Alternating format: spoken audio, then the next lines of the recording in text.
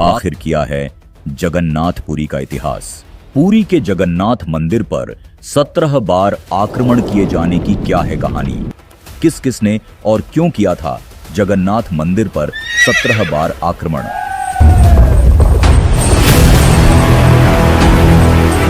आखिर कौन है भगवान जगन्नाथ? आखिर क्या है भगवान जगन्नाथ और पुरी मंदिर की संपूर्ण पौराणिक कथा? आखिर क्यों भगवान जगन्नाथ की मूर्ति आदि अधूरी है? क्यों होती है भगवान जगन्नाथ की रथ यात्रा में इतनी भीड़?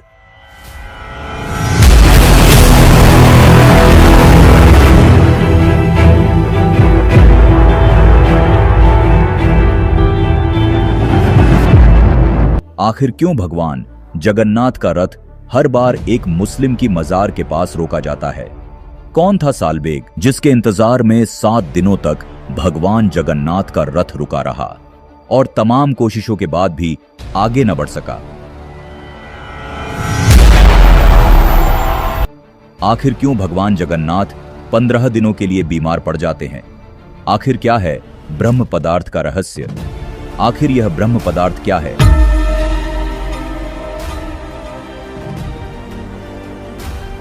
आखिर क्यों नहीं पड़ती पूरी मंदिर के गुंबद की परछाई?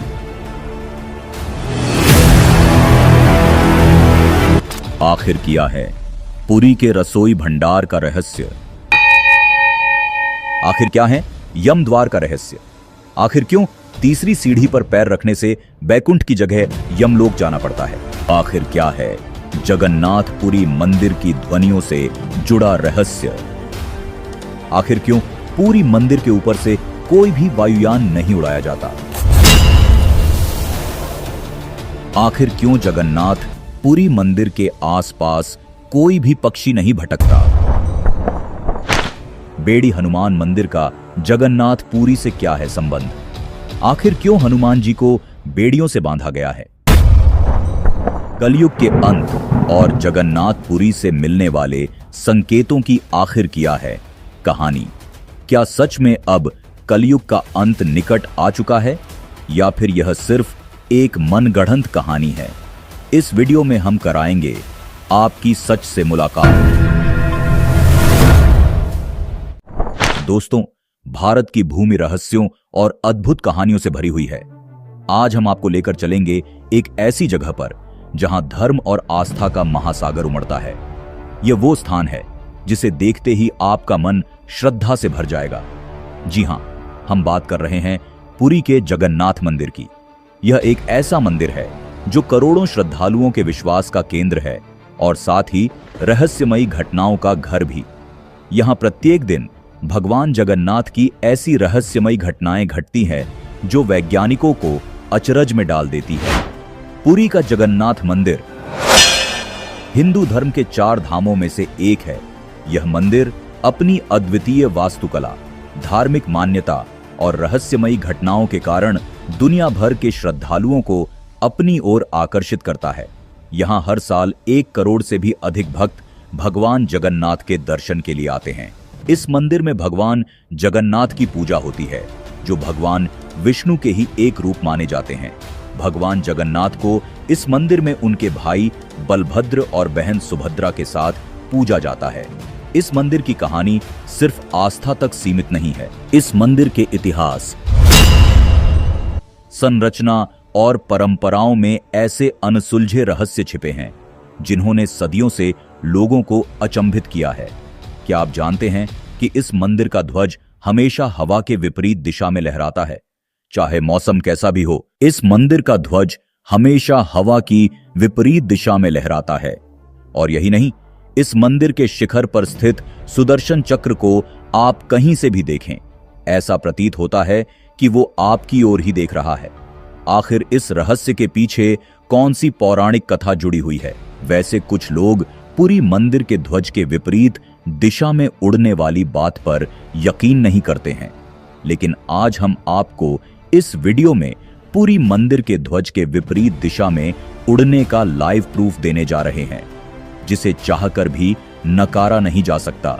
अब सवाल ये उठता है कि आखिर ऐसी कौन सी दिव्य शक्ति मौजूद है इस मंदिर के अंदर जो इस तरह की चमत्कारी घटनाओं को अंजाम देती है।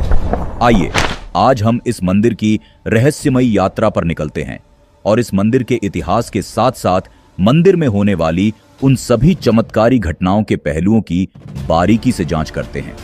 तो दोस्तों, अपने कमर की पेटी बांध लीजिए और वीडियो को बिना स्किप किए पूरा देखें, क्योंकि आपको जगन्नाथ मंदिर से जुड़े हुए कुछ ऐसे रहस्यों के बारे में आज जानने को मिलने वाला है जिसके बारे में शायद ही आपने पहले कभी पढ़ा, सुना या फिर देखा होगा।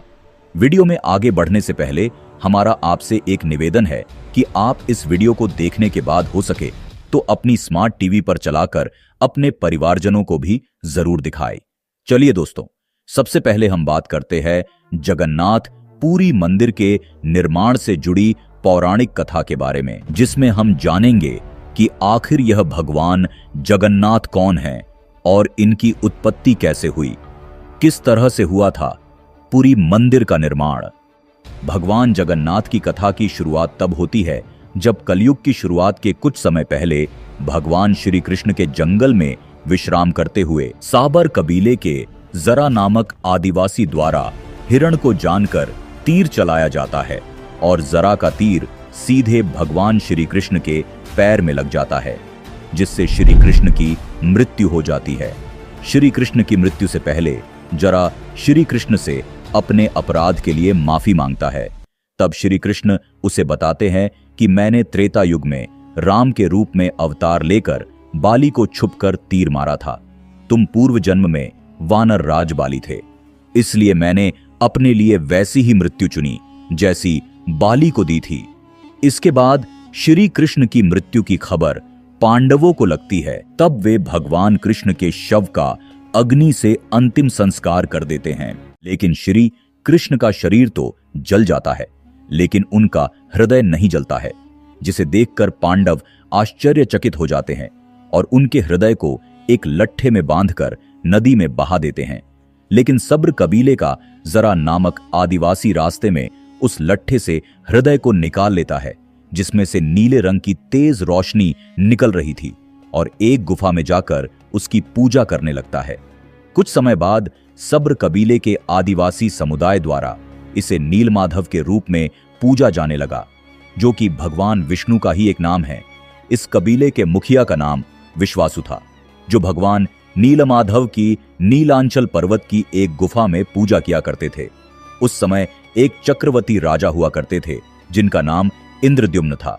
ये मालवा के राजा थे, जो धर्म रक्षक और दान पुण्य में हमेशा आगे रहते थे। राजा इंद्रद्युम्न भगवान विष्णु के बहुत बड़े भक्त थे। एक दिन राजा इंद्रद्युम्न को सपना आता है, जिसमें वह एक पर्वत पर एक गुफा के अंदर एक नीले रंग के दिव्य प्रकाश के रूप में भगवान विष्णु के विग्रह को देखते हैं। तब राजा तुरंत सुबह उठकर कुछ जानकार विद्वान और ज्योतिषों के साथ कुछ चित्रकारों को भी बुलाते हैं, ताकि उनके सपने में देखे गए दृश्य का वह चित्र बनवा सके। फिर उन्हें वह अपने सपने के बारे में बताते हैं। तब उन विद्वानों में से एक विद्वान राजा को बताता है कि आप जिस जगह के बारे में बता रहे हैं, इस जगह का वर्णन पुराणों में देखने को मिलता है। इस जगह पर एक सुंदर पानी का सरोवर है और एक पवित्र गुफा भी मौजूद है, और इस क्षेत्र को नीलांचल पर्वत कहा जाता है। लेकिन यह पर्वत कहां पर है, इसके बारे में कोई जानकारी नहीं है। पता नहीं इस समय यह पर्वत इस धरती पर मौजूद भी है या नहीं। आपको इस तरह का स्वप्न आना भगवान श्री कृष्ण की कोई लीला भी हो सकती है। फिर राजा ने अपने सैनिकों को चारों दिशाओं में नीलांचल पर्वत और उस गुफा को खोजने के लिए भेज दिया। इधर राजा को एक और सपना आता है, जिसमें वह समुद्र की लहरों को देखता है, और फिर उसे एक मंदिर भी दिखाई देता है। फिर राजा को यह समझ आ जाता है कि भगवान क्या चाहते हैं।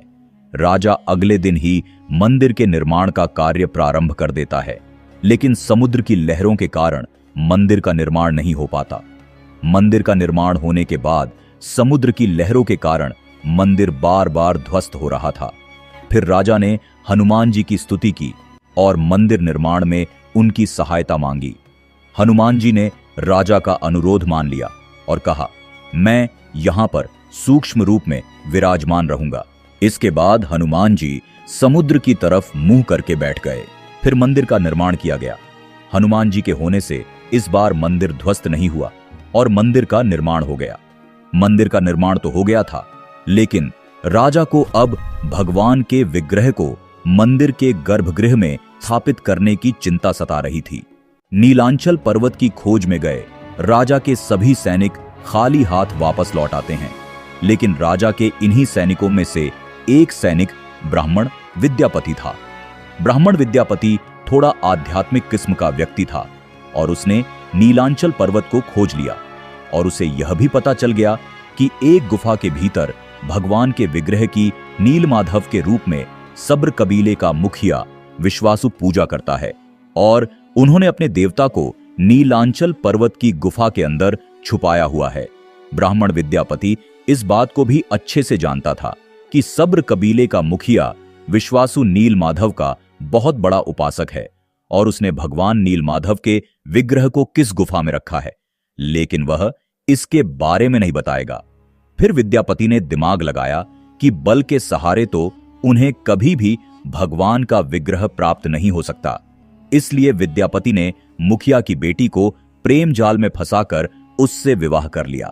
फिर उसने विश्वासु की बेटी को अपने पिता को नीलमाधव के दर्शन कराने के लिए मनाने के लिए कहा, लेकिन सब्र कबीले का मुखिया विश्वासु नहीं माना। विश्वासु की उसकी बेटी के अलावा कोई संतान नहीं थी, इसलिए उसकी बेटी ने कहा कि आपके बाद हमें ही नीलमाधव की पूजा करनी है, इसलिए उनका पता बता दीजिए। फिर विश्वासु मान गए और विद्यापति की आंखों पर पट्टी बांधकर उसे उस गुफा में ले गए जहां पर नीलमाधव का विग्रह था। विद्यापति बड़ा ही चतुर था। आंखों में पट्टी बंधी होने के कारण रास्ते का पता लगाने के लिए उसने अपने हाथों में सरसों के बीज रख लिए और उन्हें रास्ते में डालता गया। जब बारिश का मौसम आया तो सरसों के बीज अंकुरित होकर उग आए। फिर वह राजा इंद्रद्युम्न के साथ आया और भगवान नीलमाधव के विग्रह को चोरी कर फरार हो गया। गुफा के अंदर नीलमाधव का विग्रह नहीं है। जब इस बात का पता मुखिया विश्वासु को चला तो वह काफी दुखी हुआ। विश्वासु भगवान नीलमाधव की पूरे सच्चे मन से भक्ति करता था।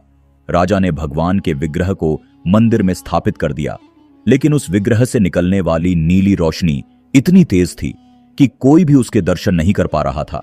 इसलिए राजा की चिंता अब भी खत्म नहीं हुई थी।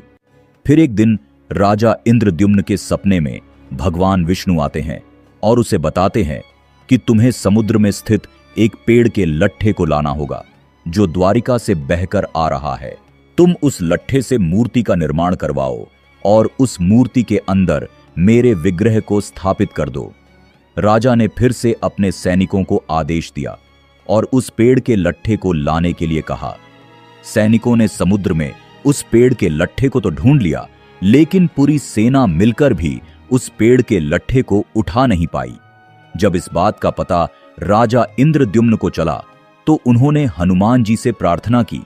तब हनुमान जी ने बताया कि तुम भगवान नीलमाधव के विग्रह को चोरी करके लाए हो, इसीलिए तुम पाप के तले दबे हो, इसलिए तुम इस लट्ठे को नहीं ले जा सकते। अगर तुम इस लट्ठे को ले जाना चाहते हो तो विश्वासु से जाकर माफी मांगो। फिर राजा विश्वासु के पास जाता है और उससे क्षमा याचना करता है। फिर विश्वासु उस पेड़ के लट्ठे को उठाकर लाने के लिए सहमत हो जाता है। विश्वासु अकेला ही बिना किसी की भी सहायता लिए उस लट्ठे को उठाकर ले जाने लगता है, जिसे देखकर वहां पर मौजूद सभी लोग हैरान रह जाते हैं। मुखिया ने लट्ठे को मंदिर के बाहर छोड़ दिया। अब बारी थी इस लट्ठे से भगवान की मूर्ति गढ़ने की। फिर राजा इंद्रद्युम्न ने एक से बढ़कर एक शिल्पकार को उस लट्ठे से मूर्ति बनाने के लिए बुलवाया, लेकिन कोई भी कारीगर लकड़ी के अंदर रत्ती भर भी छेद नहीं कर पाया। यह सब देखकर राजा काफी दुखी हो गए थे, लेकिन तीनों लोक के कुशल कारीगर कहे जाने वाले विश्वकर्मा ने एक बूढ़े व्यक्ति का रूप धारण करके उस लकड़ी से भगवान जगन्नाथ की प्रतिमा बनाने का फैसला लिया।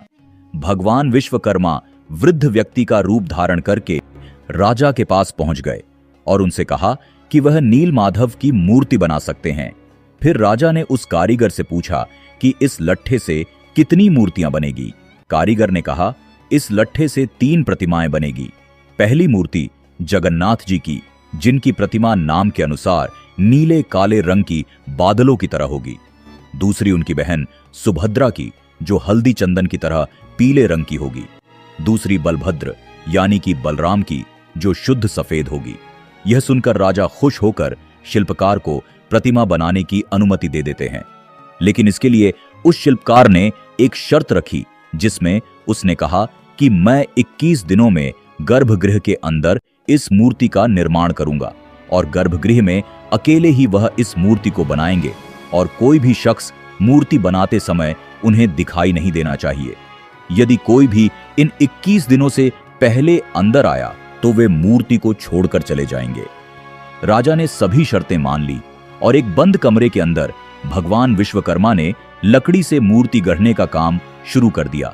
लोगों को आरी, छेनी और हथौड़ी की आवाज आती रही। कोई भी व्यक्ति कमरे के आसपास भटकने की कोशिश भी नहीं कर रहा था। लेकिन राजा की एक रानी, जिसका नाम गुड़िचा था, वह खुद को चाहकर भी रोक नहीं पा रही थी। इसलिए सभी की नजरें चुराते हुए रानी उस कमरे के पास चली गई। रानी ने देखा कि कमरे से कोई भी आवाज नहीं आ रही है। उसने काफी आवाज लगाई, लेकिन अंदर से कोई भी जवाब नहीं आया। इसके बाद तुरंत रानी ने इस बात की सूचना महाराज को दी। राजा अपने सैनिकों के साथ वहां पर पहुंचे और सभी ने आवाज लगाई, लेकिन अंदर से कोई भी जवाब नहीं आ रहा था। राजा को ऐसा लगा कि बूढ़ा व्यक्ति कहीं मर तो नहीं गया है। इसलिए सभी शर्तों को दरकिनार करते हुए राजा ने अपने सैनिकों को कमरे को खोलने का आदेश दे दिया। इधर विश्वकर्मा जी आधी अधूरी मूर्ति के अंदर भगवान के विग्रह को रखकर अदृश्य हो गए। जैसे ही कमरा खोला गया तो सभी लोग अचंभित हो गए, क्योंकि कमरे के अंदर वह वृद्ध व्यक्ति नहीं था। इसके अलावा वहां पर 3 अधूरी बनी मूर्तियां रखी हुई थीं। भगवान जगन्नाथ और उनके भाई बलभद्र के छोटे छोटे हाथ बने हुए थे, लेकिन उनके पैर गायब थे। इसके अलावा उनकी बहन सुभद्रा के हाथ पांव बनाए ही नहीं गए थे। राजा को लगा कि शायद यही भगवान की इच्छा है और उन्होंने जिस अवस्था में मूर्तियां थीं, उसी अवस्था में मंदिर में स्थापित करवा दिया। और आज इसी रूप में यह तीनों मूर्तियां मंदिर में विराजमान है, जिनमें भगवान जगन्नाथ और बलभद्र के आधे अधूरे हाथ हैं और उनकी बहन सुभद्रा के हाथ ही नहीं हैं। दोस्तों, भगवान जगन्नाथ कौन हैं? हमने इस बारे में तो जान लिया है। अब हम आपको बताने जा रहे हैं पुरी के जगन्नाथ मंदिर से जुड़े हुए उन तमाम रहस्यों के बारे में जो विज्ञान को भी चुनौती देते हैं। नंबर 1, पुरी मंदिर का ध्वज। वैसे जगन्नाथ मंदिर से जुड़े कई रहस्य सदियों से लोगों का ध्यान आकर्षित करते आए हैं। इनमें से सबसे पहला है इस मंदिर का ध्वज। इस मंदिर के ध्वज की खास बात यह है कि यह हमेशा हवा की दिशा के विपरीत लहराता है। लेकिन कुछ लोग ऐसे भी हैं जो इस बात पर यकीन नहीं करते। इसलिए हम आपको पुरी के ध्वज के विपरीत दिशा में लहराने का प्रूफ दिखाने जा रहे हैं। अगर आपको फिर भी यकीन ना हो तो आप जगन्नाथपुरी मंदिर जाने वालों से भी पूछ सकते हैं।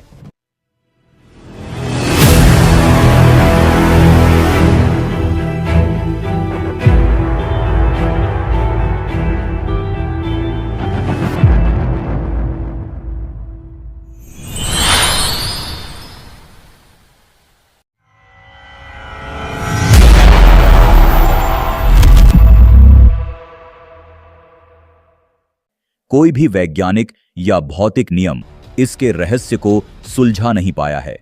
विज्ञान के अनुसार हवा की दिशा की ओर ही ध्वज को लहराना चाहिए, लेकिन यहां ऐसा नहीं होता। वैज्ञानिक दृष्टिकोण से तो इसका कोई जवाब मिल नहीं पाया है, लेकिन जगन्नाथ मंदिर पर लगे हुए ध्वज के हवा के विपरीत दिशा में लहराने के पीछे एक पौराणिक कथा जरूर है, जिसके अनुसार ध्वज का हवा के विपरीत लहराने का संबंध हनुमान जी से माना गया है। पौराणिक कथा के अनुसार समुद्र की आवाज के कारण भगवान जगन्नाथ को आराम करने में दिक्कत होती थी। जब ये बात हनुमान जी को पता चली तो उन्होंने समुद्र से कहा कि तुम अपनी आवाज रोक लो, क्योंकि मेरे स्वामी तुम्हारे शोर के कारण विश्राम नहीं कर पा रहे हैं। तब समुद्र ने कहा कि ये मेरे वश में नहीं है। जहां तक पवन वेग चलेगा, यह आवाज वहां तक जाएगी। आपको इसके लिए अपने पिता पवन देव से विनती करनी चाहिए। तब हनुमान जी ने अपने पिता पवन देव का आह्वान किया और उनसे कहा कि आप मंदिर की दिशा में ना बहें। पवन देव ने कहा कि यह संभव नहीं है। इसके लिए उन्होंने हनुमान जी को एक उपाय बताया। अपने पिता के बताए उपाय के अनुसार हनुमान जी ने अपनी शक्ति से खुद को 2 भागों में विभाजित किया और फिर वे वायु से भी तेज गति से मंदिर के आसपास चक्कर लगाने लगे। इससे वायु का एक ऐसा चक्र बना कि समुद्र की ध्वनि मंदिर के भीतर न जाकर मंदिर के आसपास ही घूमती रहती है और मंदिर में भगवान जगन्नाथ जी आराम से सोते रहते हैं। इसी कारण से पूरी मंदिर का ध्वज हवा की विपरीत दिशा में उड़ता है। इतना ही नहीं दोस्तों, जगन्नाथ मंदिर पर लगे हुए इस ध्वज को हर दिन मंदिर के पुजारी के द्वारा बदला जाता है। ऐसी मान्यता है कि अगर एक भी दिन इस ध्वज को नहीं बदला गया तो अगले 18 सालों के लिए जगन्नाथ मंदिर बंद हो जाएगा। नंबर 2, मंदिर पर लगे सुदर्शन चक्र का रहस्य। मंदिर के शिखर पर स्थित सुदर्शन चक्र भी एक रहस्य है। आपकी जानकारी के लिए बता दें, मंदिर के शिखर पर लगा यह सुदर्शन चक्र लगभग 20 फीट ऊंचा है और इसका वजन लगभग 1 टन के आसपास है। इस सुदर्शन चक्र की सबसे बड़ी खास बात यह है कि इसे आप किसी भी दिशा से देखें, यह आपको अपनी ओर मुख किए हुए दिखाई देगा। यह चक्र वास्तुकला का एक अद्भुत नमूना है और इसे मंदिर के निर्माण के समय से ही स्थापित किया गया था। नंबर 3, मंदिर की रसोई घर से जुड़ा रहस्य। जगन्नाथ मंदिर की एक और विशेषता है इसकी विशाल रसोई, जिसे आनंद बाजार कहा जाता है। यह रसोई दुनिया की सबसे बड़ी रसोइयों में से एक है। यहां हर दिन लाखों भक्तों के लिए भोजन तैयार किया जाता है, जिसे महाप्रसाद कहा जाता है। इस रसोई में 500 रसोइये और 300 उनके सहयोगी काम करते हैं। इस रसोई का एक रहस्य यह भी है कि यहां पर 1 लाख भक्त आएं या फिर 5 लाख, इस रसोई का प्रसाद कभी भी कम नहीं पड़ता और ना ही कभी प्रसाद बचता है। जैसे ही मंदिर का गेट बंद होने का वक्त आता है, प्रसाद अपने आप खत्म हो जाता है। धार्मिक मान्यता के अनुसार यह महाप्रसाद भगवान जगन्नाथ की कृपा का प्रतीक है। ऐसा माना जाता है कि भगवान जगन्नाथ स्वयं इस बात की व्यवस्था करते हैं कि मंदिर में आने वाले हर भक्त को महाप्रसाद प्राप्त हो। चाहे कितने ही भक्त मंदिर में आएं, हर व्यक्ति को तृप्त करने के लिए पर्याप्त मात्रा में प्रसाद मिलता है। मंदिर में प्रसाद बनाने की व्यवस्था इतनी सुव्यवस्थित होती है कि प्रतिदिन आने वाले भक्तों की संख्या के आधार पर प्रसाद तैयार किया जाता है। आश्चर्यजनक बात यह है कि कभी भी प्रसाद की मात्रा का गलत अनुमान नहीं लगता। ऐसा कहा जाता है कि भगवान जगन्नाथ स्वयं इस संख्या का निर्धारण करते हैं, जिससे प्रसाद न तो कभी कम होता है और न ही ज्यादा। इसके अलावा मंदिर में जो प्रसाद बनता है वो लकड़ी के चूल्हे पर ही बनाया जाता है। ये प्रसाद 7 बर्तनों में बनाया जाता है। 7 बर्तन को एक के ऊपर एक करके एक साथ रखा जाता है, यानी 7 बर्तन चूल्हे पर एक सीढ़ी की तरह रखे होते हैं।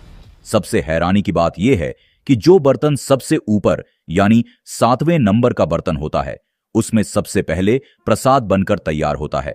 इसके बाद छठे, 5वें, चौथे, तीसरे, दूसरे और फिर सबसे नीचे के बर्तन का प्रसाद तैयार होता है, यानी कि सबसे नीचे रखे गए बर्तन का प्रसाद सबसे बाद में पकता है। यह प्रक्रिया सैकड़ों सालों से चली आ रही है और इसके पीछे छिपे विज्ञान को अभी तक पूरी तरह से समझा नहीं जा सका है। नंबर 4, रथ यात्रा से जुड़ा रहस्य। जगन्नाथ मंदिर की सबसे प्रसिद्ध घटना है रथ यात्रा, जो हर साल आयोजित होती है। हर साल यह यात्रा आषाढ़ माह में शुक्ल पक्ष की द्वितीया तिथि को निकाली जाती है और आषाढ़ शुक्ल पक्ष के 11वें दिन जगन्नाथ जी की वापसी के साथ इस यात्रा का समापन होता है। इस यात्रा में भगवान जगन्नाथ, बलभद्र और सुभद्रा की मूर्तियों को विशाल रथों पर बिठाया जाता है और पूरे पुरी नगर में उन्हें घुमाया जाता है।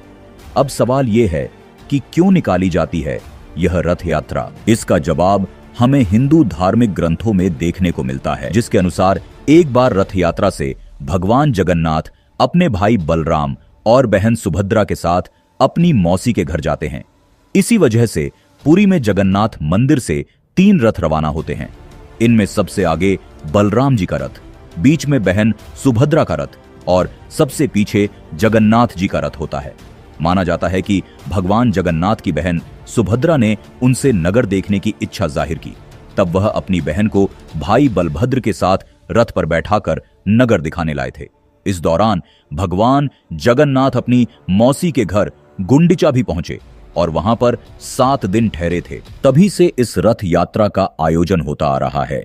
यह रथ यात्रा भगवान जगन्नाथ के पुरी के बाहर दर्शन का प्रतीक है, जहां लाखों श्रद्धालु इस महायात्रा का हिस्सा बनते हैं। रथ बनाने के लिए इस्तेमाल की जाने वाली लकड़ी विशेष रूप से चुनी जाती है और इसे जंगलों से लाकर पुरी में काटा और तैयार किया जाता है। हर साल पुराने रथों को तोड़ दिया जाता है और नए रथ बनाए जाते हैं। सदियों से इन रथों का एक जैसा ही डिजाइन चला आ रहा है। बाबा जगन्नाथ की पूरी यात्रा के दौरान कई अद्भुत और चमत्कारी घटनाएं घटित होती हैं, जो भक्तों को आश्चर्यचकित कर देती हैं। रथ यात्रा के दौरान भगवान जगन्नाथ के रथ को खींचने का विशेष महत्व है।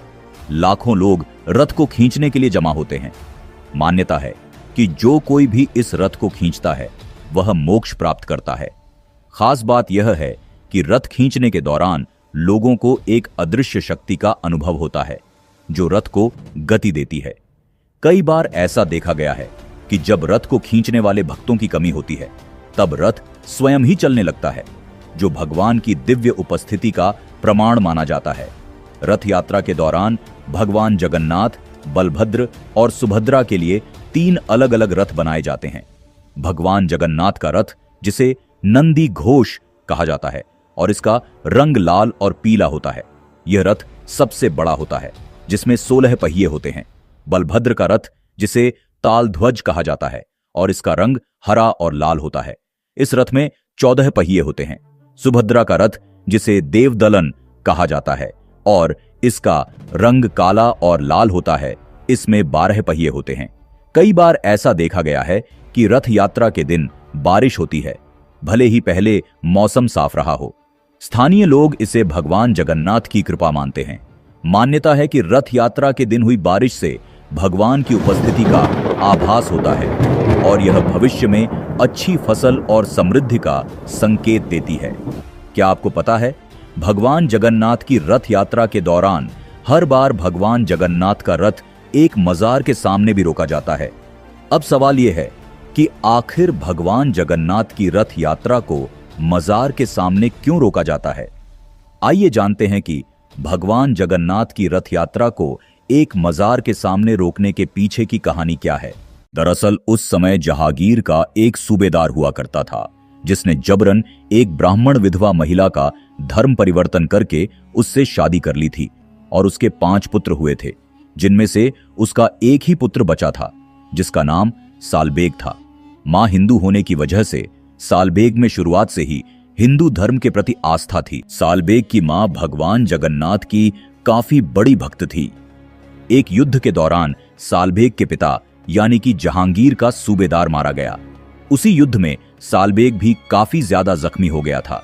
सालबेग की तबीयत काफी ज्यादा खराब हो गई, जिससे कोई भी औषधि उसके शरीर पर काम नहीं कर रही थी। तब उसकी मां ने बताया कि प्रभु जगन्नाथ भगवान विष्णु के ही अवतार है। तुम 12 दिनों तक उनका नाम जप करो, इससे तुम बिल्कुल ठीक हो जाओगे। सालबेग ने ऐसा ही किया।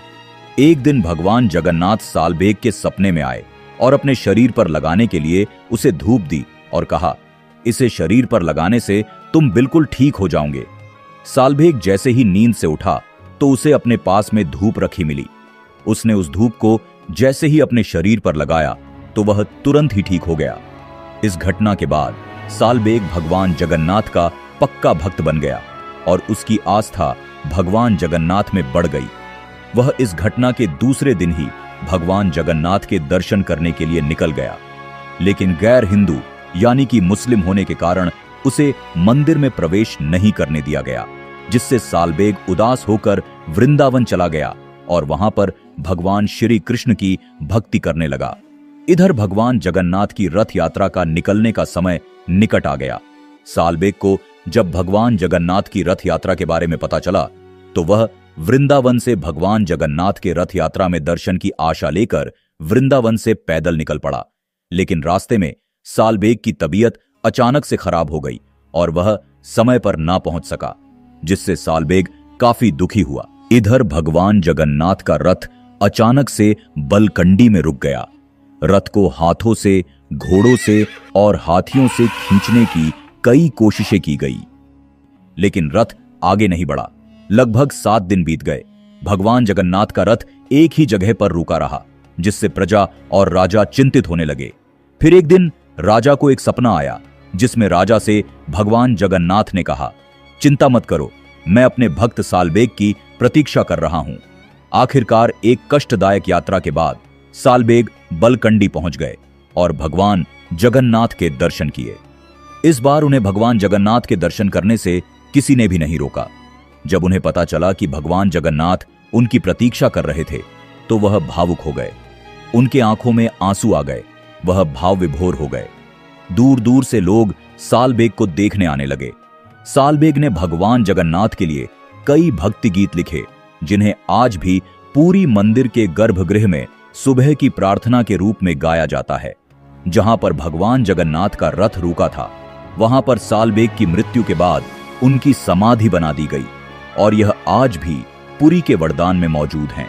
इसलिए आज भी भगवान जगन्नाथ की रथ यात्रा के दौरान सालबेग के सम्मान में जगन्नाथ रथ यात्रा को सालबेग की समाधि के पास रोका जाता है।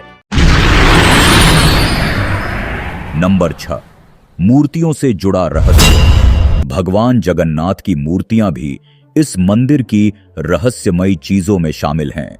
सबसे खास बात यह है कि इन मूर्तियों को लकड़ी से बनाया जाता है। एक विशेष अनुष्ठान के तहत इन मूर्तियों को बदल दिया जाता है। इस अनुष्ठान के दौरान पुरानी मूर्तियों को एक गुप्त स्थान पर दफन किया जाता है और नई मूर्तियों का निर्माण किया जाता है। मूर्तियों में प्रयुक्त लकड़ी का चयन विशेष रूप से किया जाता है और इस पूरी प्रक्रिया को अत्यधिक गोपनीयता के साथ पूरा किया जाता है।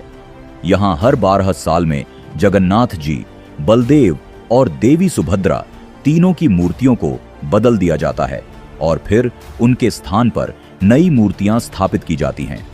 मूर्ति बदलने की इस प्रक्रिया से जुड़ा एक रोचक किस्सा है, जिसमें मंदिर के आसपास पूरी तरह अंधेरा कर दिया जाता है और शहर की बिजली भी काट दी जाती है।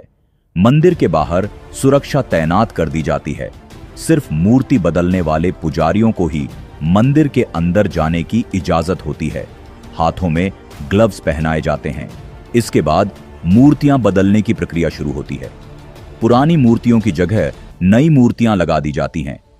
लेकिन एक ऐसी चीज है जो कभी नहीं बदली जाती, वह है ब्रह्म पदार्थ। ब्रह्म पदार्थ को पुरानी मूर्ति से निकालकर नई मूर्ति में लगा दिया जाता है। पुरानी मूर्ति से ब्रह्म पदार्थ निकल जाने से पुरानी मूर्ति निर्जीव हो जाती है। इसलिए पुरानी मूर्तियों को कोयोली बैकुंठ में दफना दिया जाता है। इस प्रक्रिया को पाताली कहा जाता है। फिर इसके स्थान पर नई मूर्ति में ब्रह्म पदार्थ को हस्तांतरित कर दिया जाता है। 3 सबसे वृद्ध व्यक्ति ही इस पदार्थ को हस्तांतरित करते हैं। इस ब्रह्म पदार्थ को हस्तांतरित करने का अधिकार सब्र कबीले के वंशजों को ही दिया जाता है, क्योंकि सब्र कबीले के आदिवासी ही भगवान जगन्नाथ के सबसे पहले उपासक थे। ये ब्रह्म पदार्थ हर 12 साल में पुरानी मूर्ति से नई मूर्ति में बदल दिया जाता है, लेकिन मूर्ति बदलने वाले पुजारी को भी नहीं पता होता है कि यह कैसा दिखाई देता है। इस ब्रह्म पदार्थ को आंखों पर पट्टी बांधकर ही हस्तांतरित किया जाता है। मान्यता है कि इस ब्रह्म पदार्थ को बदलने की विधि को अगर किसी ने भी देख लिया तो उसकी मौत पक्की है। कहा यह भी जाता है कि अगर इस पदार्थ को किसी ने अपनी आंखों से देख लिया तो सामने वाले के शरीर के चीथड़े उड़ जाएंगे और उसे कभी भी मनुष्य रूप नहीं मिलेगा। इस ब्रह्म पदार्थ को हमेशा श्री कृष्ण से जोड़कर देखा जाता है। माना जाता है कि ये ब्रह्म पदार्थ और कुछ नहीं श्री कृष्ण का वही हृदय है जिसे सब्र कबीले के लोग नीलमाधव के रूप में पूजा करते थे। मूर्ति बदलने वाले कुछ पुजारियों ने अपना अनुभव साझा करते हुए बताया है कि जब ब्रह्म पदार्थ पुरानी मूर्ति से निकालकर नई मूर्ति में डालते हैं उस वक्त ऐसा लगता है कि हाथों में कुछ उछल रहा हो, जैसे कोई खरगोश का बच्चा उनके हाथों में हो। कोई ऐसी चीज है जिसमें जान है, क्योंकि हाथों में दस्ताने होते हैं, इसलिए इस पदार्थ के बारे में कुछ ज्यादा एहसास नहीं हो पाता है। यानी ब्रह्म पदार्थ के किसी जीवित पदार्थ होने की कहानियां जरूर हैं, लेकिन इसकी हकीकत क्या है ये कोई नहीं जानता है। पूरी मंदिर की मूर्तियों में हस्तांतरित होने वाला ब्रह्म पदार्थ आज भी एक रहस्य है। वैसे आपका इस पर क्या मानना है, हमें कमेंट बॉक्स में जरूर बताएं। नंबर 6, मंदिर की संरचना और ध्वनियों का रहस्य। जगन्नाथ मंदिर की वास्तुकला भी अपने आप में अद्वितीय है। मंदिर का मुख्य गुंबद इतना बड़ा और प्रभावशाली है कि इसकी छाया दिन के किसी भी समय मंदिर के परिसर में नहीं पड़ती।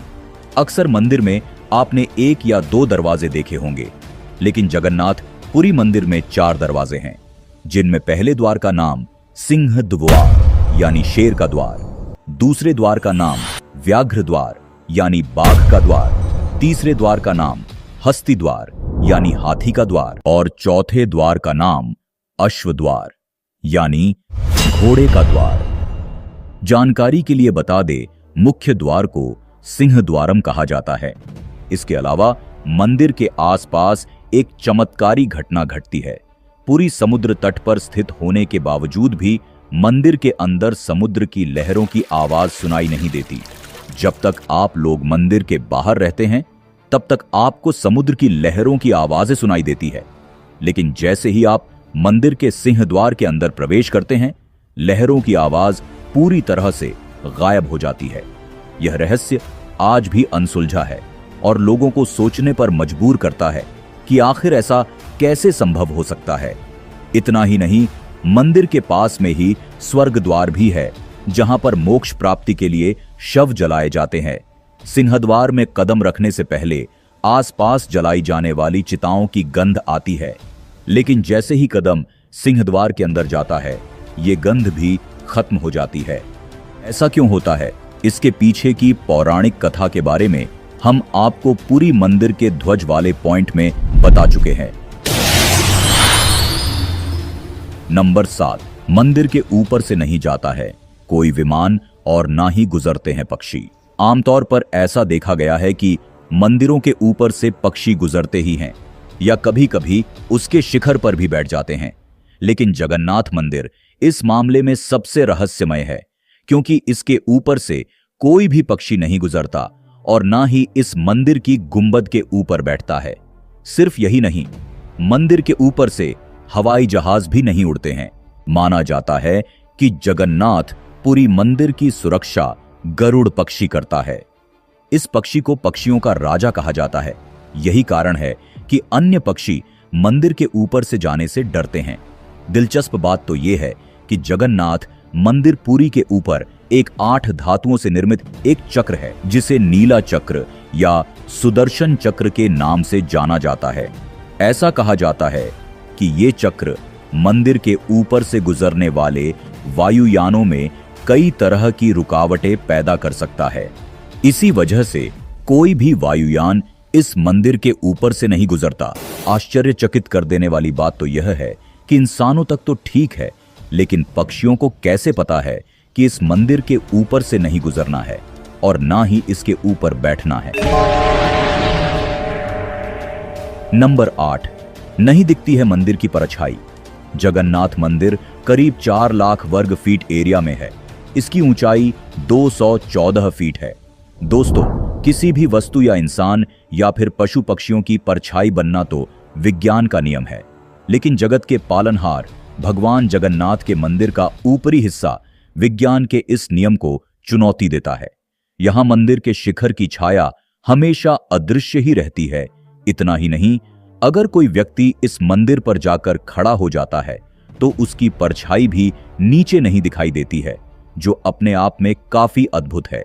अगर इसके पीछे का वैज्ञानिक कारण जानने का प्रयास करें तो बताया जाता है कि मंदिर का शिखर इतना ऊंचा और विशिष्ट रूप से निर्मित है कि इसकी छाया ठीक से जमीन पर पड़ती ही नहीं है, या वह ऐसी स्थिति में होता है जहां से छाया देखने में नहीं आती। इसके अलावा दिन भर सूर्य की दिशा बदलती रहती है और यह भी कारण हो सकता है कि लोगों को शिखर की परछाई नजर नहीं आती। नंबर 9, जगन्नाथ मंदिर के रत्न भंडार से जुड़ा रहस्य। पुरी के जगन्नाथ मंदिर का रत्न भंडार मंदिर के सबसे बड़े रहस्यों में से एक है। इस रत्न भंडार में भगवान जगन्नाथ, बलभद्र और सुभद्रा की पूजा में इस्तेमाल होने वाले बेशकीमती रत्न, आभूषण और अन्य कीमती धरोहरें रखी गई हैं। ओडिशा के कई राजाओं और सम्राटों ने इस खजाने में अपार धन, सोना, चांदी और रत्न दान किए थे। सन 1978 में रत्न भंडार का एक बार सर्वेक्षण किया गया था, लेकिन केवल बाहरी कक्ष की ही जांच की गई। भीतरी कक्ष की चाबियां रहस्यमयी तरीके से गायब हो गई थीं। लेकिन 46 साल बाद 2024 में पहली बार रत्न भंडार के आंतरिक कक्ष को खोला गया। लेकिन सबसे हैरान करने वाली बात तो यह है कि आंतरिक कक्ष को सुबह 9:53 पर ही खोला गया, यानी कि पूरे शुभ मुहूर्त का ध्यान रखते हुए ही जगन्नाथ मंदिर के आंतरिक कक्ष को खोला गया था, जिससे कि किसी भी तरह का नुकसान ना हो। लोगों का मानना है कि खजाने की रक्षा भगवान जगन्नाथ स्वयं करते हैं और जो कोई भी इसे अनाधिकृत रूप से खोलने की कोशिश करेगा उसे गंभीर परिणामों का सामना करना पड़ेगा।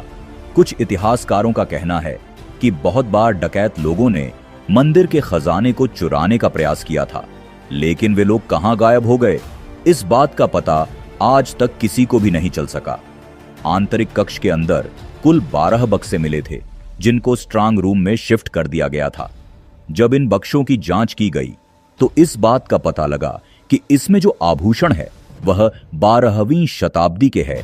इसमें 74 सोने के आभूषण हैं, जिनमें से प्रत्येक का वजन 100 तोला से अधिक है।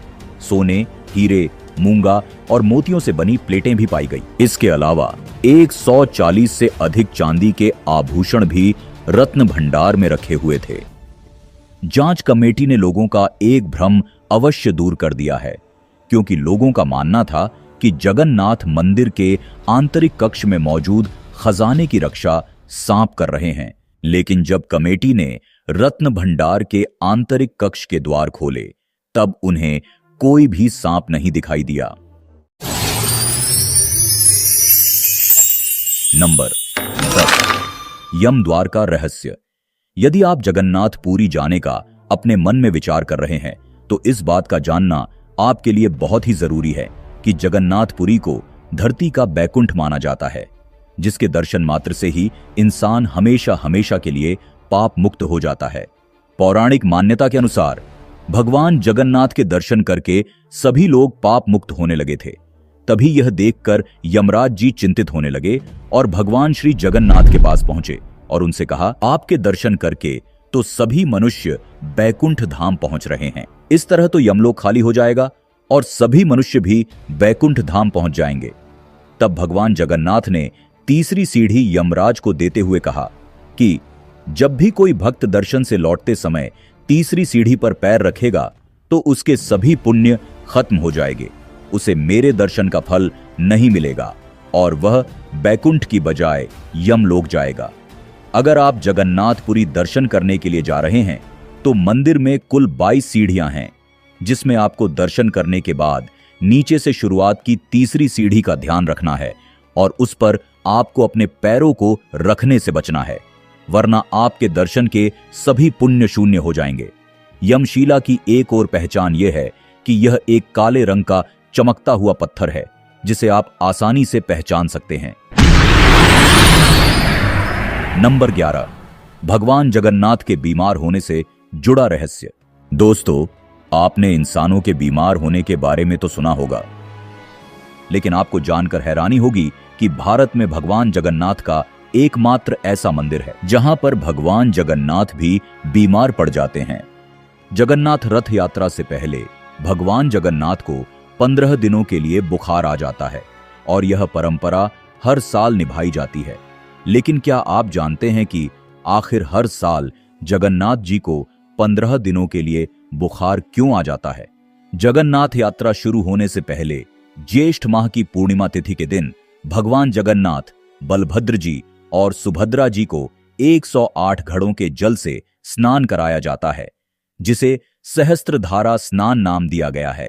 मान्यता है कि ठंडे पानी से स्नान के बाद तीनों बीमार हो जाते हैं और फिर इन्हें 15 दिनों के लिए एकांतवास में रखा जाता है और इस दौरान मंदिर के कपाट बंद रहते हैं। इस दौरान भगवान को आयुर्वेदिक जड़ी बूटियों से बनी दवाइयां और काढ़ा दिया जाता है। 15 दिन बाद जब भगवान ठीक हो जाते हैं तब उनकी रथ यात्रा निकाली जाती है।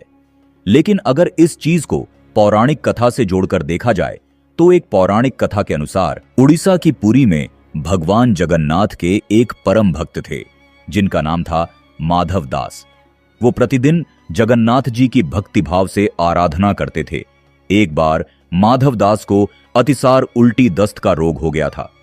वह इतने दुर्बल हो गए कि उनका चलना फिरना भी मुश्किल हो गया, लेकिन क्षमता अनुसार अपना कार्य स्वयं करते रहे। उन्होंने किसी की सेवा नहीं ली। माधव दास का रोग जब और गंभीर होता गया तब उनको उठने बैठने में भी बहुत ज्यादा परेशानी होने लगे। तब जगन्नाथ जी स्वयं सेवक बनकर उनके घर पहुंचे और माधवदास जी की सेवा करने लगे। जब माधवदास जी को होश आया तब उन्होंने तुरंत पहचान लिया कि यह तो मेरे प्रभु ही हैं। तब उन्होंने कहा, प्रभु, आप तो तीनों लोकों के स्वामी हो, आप मेरी सेवा कर रहे हो। आप चाहते तो मेरा ये रोग भी तो दूर कर सकते थे। आप मेरा रोग दूर कर देते तो आपको यह सब करना नहीं पड़ता। तब भगवान जगन्नाथ जी बोले, मुझसे अपने भक्त की पीड़ा नहीं देखी जाती, इसलिए सेवा कर रहा हूं। भगवान जगन्नाथ ने अपने परम भक्त को समझाते हुए कहा कि जो दुख हमारे भाग्य में लिखे हुए हैं उन्हें हमें भुगतना ही पड़ता है। अगर इस जन्म में मैं तुम्हारा यह दुख दूर कर भी देता तो तुम्हें इसे अगले जन्म में अवश्य भोगना पड़ता। लेकिन तुम्हारा जो 15 दिन का रोग और बचा है, इसे मैं स्वयं ले रहा हूं। यही कारण है कि भगवान जगन्नाथ 15 दिनों के लिए बीमार पड़ जाते हैं और इस घटना को हर साल दोहराया जाता है। नंबर 12, बेड़ी हनुमान मंदिर से जुड़ा रहस्य। दोस्तों, वैसे तो आपने हनुमान जी के कई मंदिर देखे होंगे, लेकिन जगन्नाथ मंदिर के पश्चिम में समुद्र तट पर मौजूद हनुमान जी का मंदिर अपने आप में खास महत्व रखता है। इसका एक दूसरा नाम दरिया महावीर मंदिर भी है। पुरी में समुद्र किनारे मंदिर होने से ही इसका नाम दरिया महावीर मंदिर पड़ा। इस मंदिर में बजरंग बली की मूर्ति बेड़ी अर्थात जंजीर से बंधी रहती है, इसलिए इस मंदिर को बेड़ी हनुमान मंदिर के नाम से जाना जाता है। हनुमान जी को बेड़ी में बांधने की बात आपको हैरान कर रही होगी कि ऐसा दुस्साहस क्यों किया जा रहा है और यह कौन कर सकता है, इसके पीछे की वजह क्या है। किंवदंतियों के अनुसार ऐसा भगवान जगन्नाथ यानी श्री कृष्ण ने ही किया था। प्राचीन धार्मिक ग्रंथों के अनुसार भगवान श्री कृष्ण के आदेश पर पुरी में विशाल जगन्नाथ मंदिर का निर्माण कराया गया था। साथ ही मंदिर को समुद्र के प्रकोप से बचाने के लिए समुद्र तट पर हनुमान जी को सुरक्षा में तैनात किया गया था। लेकिन भक्त हनुमान को जब प्रभु दर्शन की इच्छा होती तब वे पहरा छोड़कर नगर में चले आते थे और अच्छा मौका पाकर उनके पीछे पीछे समुद्र भी नगर में आ जाता था। इस कारण जगन्नाथ मंदिर को कई बार नुकसान हुआ।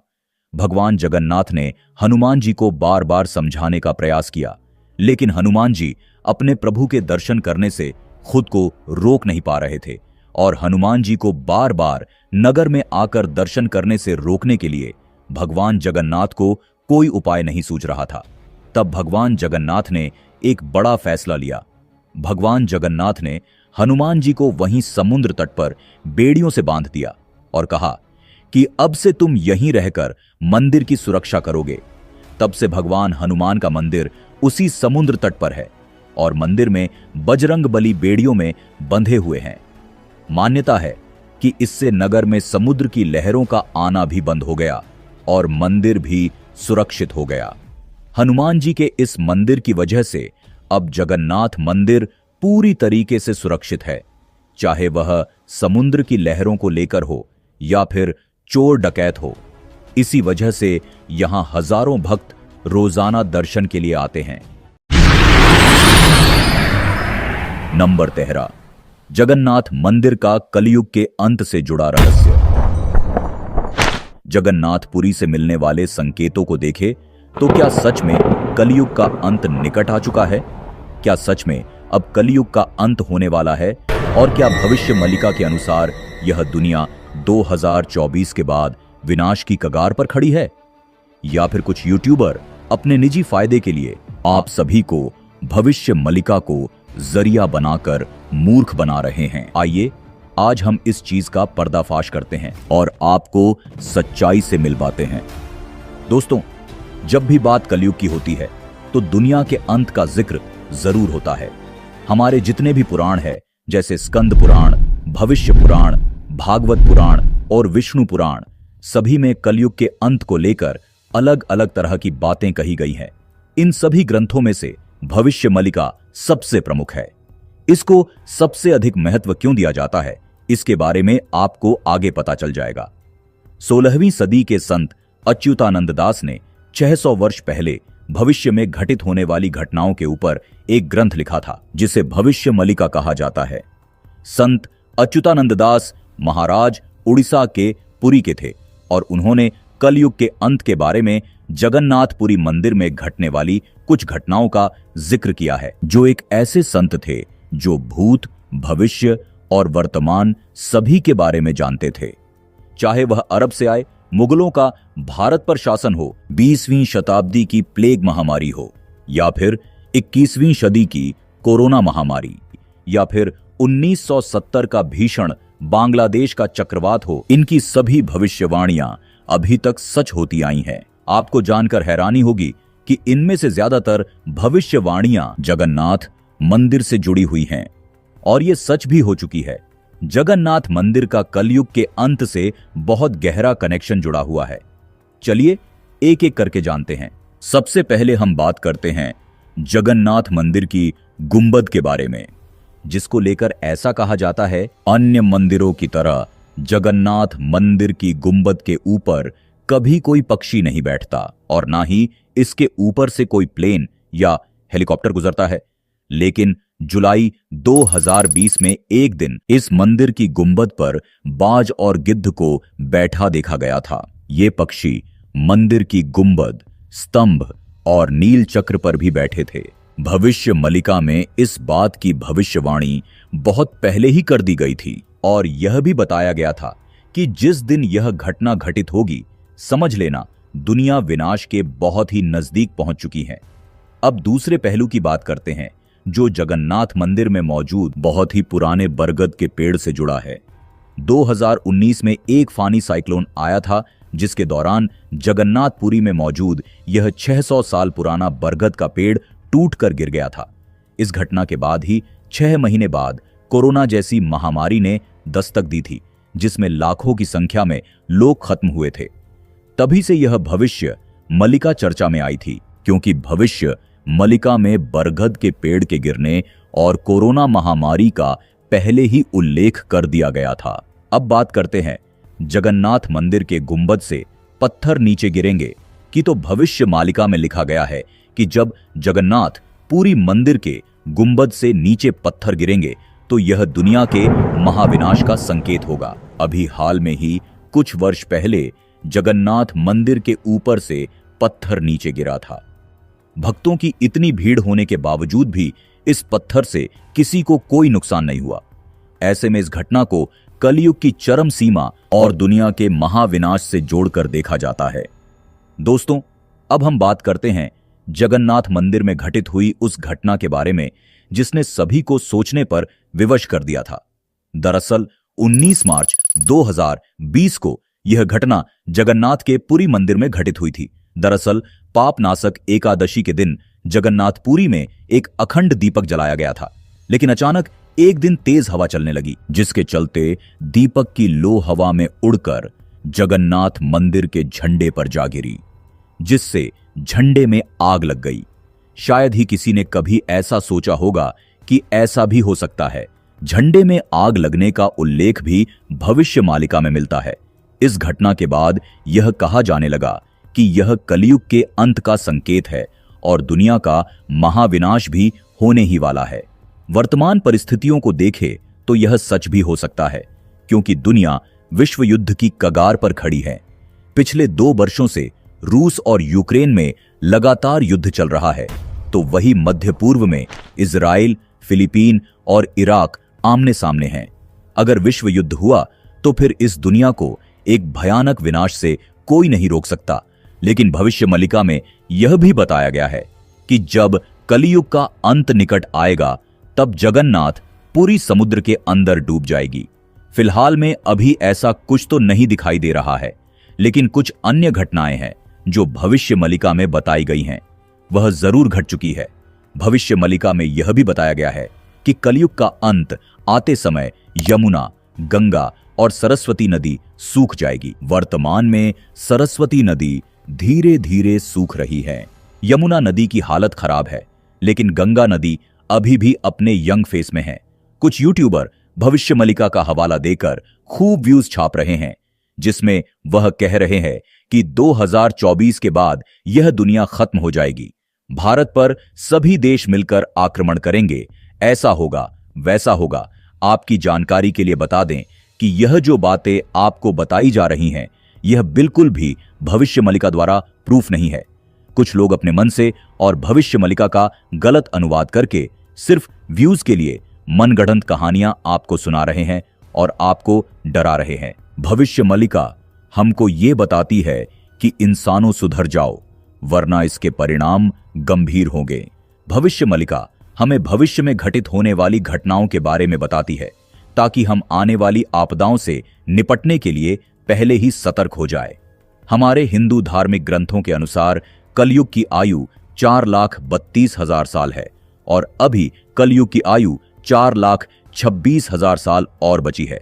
दरअसल बात यह है कि भविष्यमालिका का सहारा लेकर लोग भविष्यमालिका का गलत अनुवाद कर अपने मन से ही मनगढ़ंत कहानी बना रहे हैं।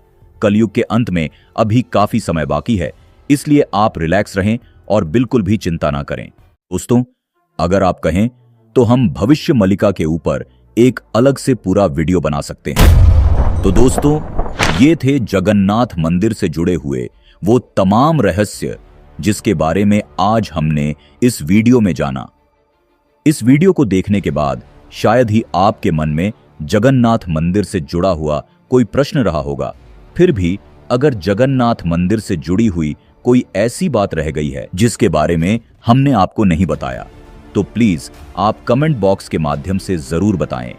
जगन्नाथ मंदिर पर 17 बार आक्रमण की कहानी बड़ी ही रोचक है, जिसे हम आपको इस वीडियो में नहीं बता सके, क्योंकि हमारी वीडियो पहले ही हमारी उम्मीदों से ज्यादा बड़ी हो चुकी है।